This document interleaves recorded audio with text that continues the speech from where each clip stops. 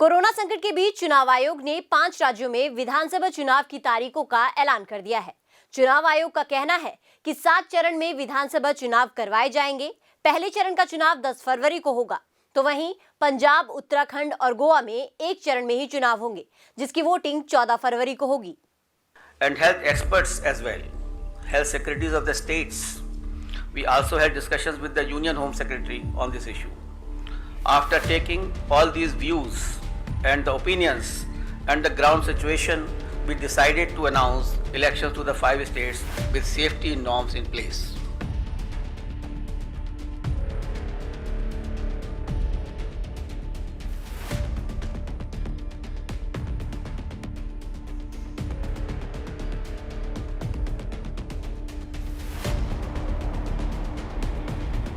चुनाव आयोग ने आज 5 राज्यों में विधानसभा चुनाव की तारीखों का ऐलान कर दिया है। उत्तर प्रदेश, उत्तराखंड, पंजाब, गोवा और मणिपुर में 7 चरणों में चुनाव होगा।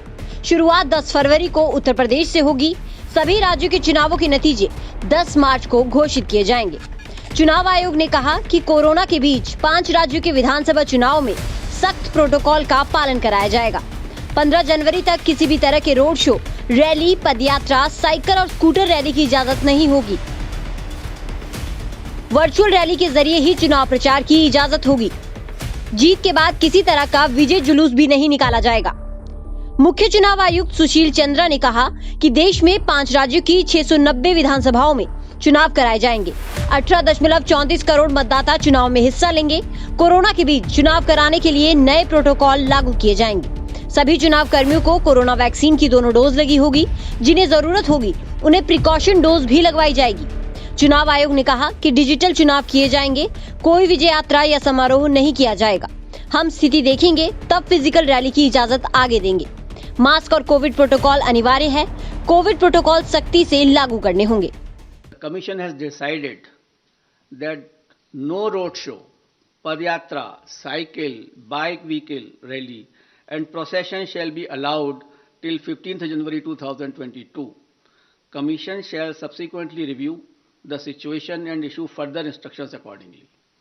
So up to 15th of January, because the situation is dynamic, it is not static.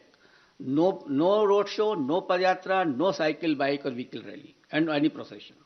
Similarly, no physical rally of political parties or probable candidates or any other group related to election shall be allowed till 15th January.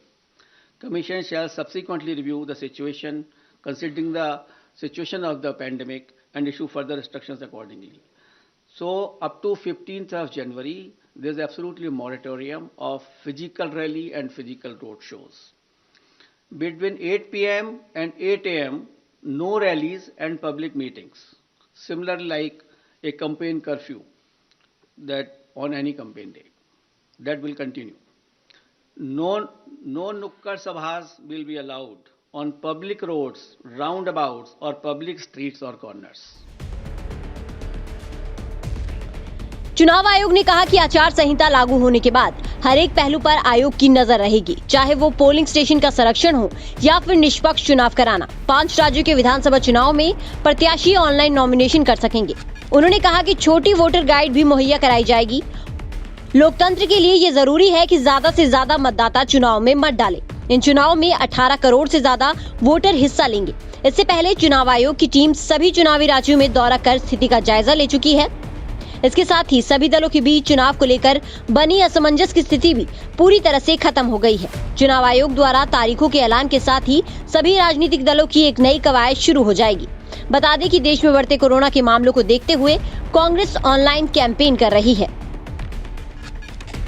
चुनाव आयोग का कहना है कि 7 चरणों में विधानसभा चुनाव कराए जाएंगे। आपको बता दें कि पंजाब में विधानसभा चुनाव की तारीख 14 फरवरी है। News desk, daily India news.